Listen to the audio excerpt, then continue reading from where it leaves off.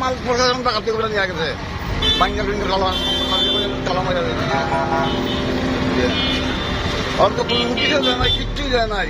তো আমরা এটা এখানে 70 বছর প্লাস এখানে বসবাস করতেছি এবং আমরা এটা কোর্টের রায়ের উপরেই আমরা বসবাস করি এবং আমরা এই সংগ্রামের পরে আমার দাদা যে সময় ছিলেন জুবিলি স্কুলের প্রধান শিক্ষক বা সহকারী শিক্ষক, উনি এ সময় আর্থিকভাবে দুর্বল ছিলেন।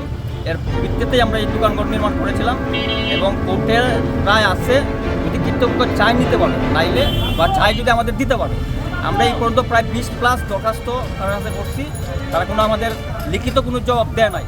আমরা লাস্ট গত মাসেও ডিসি মহোদয়ের সাথে দেখা করছি, উনি আমাদের আশ্বাস দিচ্ছেন যাই করবেন নোটিশ দিয়ে। তো এইভাবে 10 মিনিটের সময় দিয়ে সিলগালা করার তো রাইট নাই।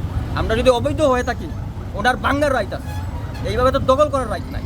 উনি চাইলে আমাদেরকে নোটিশ দিতে পারত। এখানে কিন্তু রায়ে 2টা জিনিস উল্লেখ আছে, যে যদি এই 1991 সালের রায়ের কথা আমি বলতেছি, যে দোকানঘর আমরা অবৈধভাবে এখানে দোকানঘর করছি, প্লাস রায় সেকেন্ড আরেকটা জিনিস দিয়ে দিছে যে যদি বাড়ি চায় কর্তৃপক্ষের অনুমতি সাপেক্ষে দোকানঘর রাখতে পারবে। বিষয়টা ক্লিয়ার কিনা? আমরা কিন্তু বারবার ডিসি মহোদয় পরে আবার 1991 সালের পর থেকে এখন পর্যন্ত 10 থেকে 15 বার আমরা আবেদন করছি যে আমাদেরকে এগুলা লিস্ট দেওয়া হোক, আমাদের নামে আমাদের বরাদ্দ দেওয়া হোক, কিন্তু ওনারা কিন্তু কখনো না করে নাই যে না আমরা আপনাদেরকে দিব না। লিখিতভাবে তো ওনারা বলতে পারতো যে আমরা আপনাদেরকে ঘর দিব না, আপনারা ভাই আমার জায়গা খালি করেন।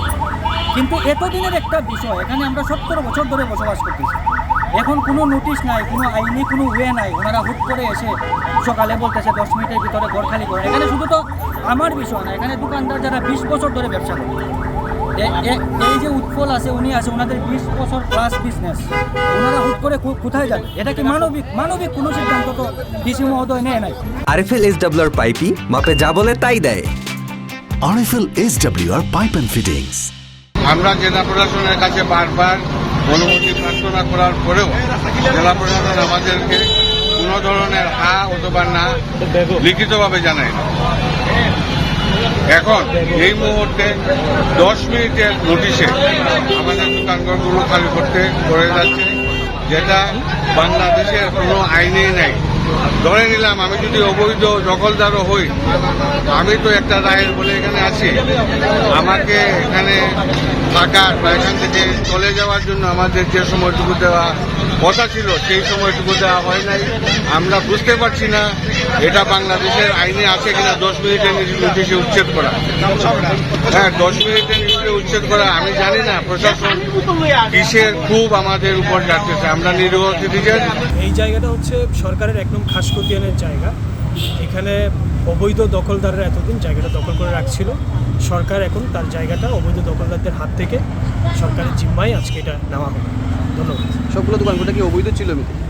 এই জায়গায় টোটাল 7টা দোকান আমরা অবৈধ দখলদারদের হাত থেকে আজকে উদ্ধার করে সরকারের জিম্মায় নেওয়া হয়েছে। তাদেরকে কোনো নোটিশ দেওয়া হয়েছিল কি? তাদেরকে 1990 সালে নোটিশ দেওয়া হয়েছে এবং সেটার বিরুদ্ধে তারা মামলা করেছিল, সেই মামলায় তারা হেরে গিয়েছে। ধন্যবাদ।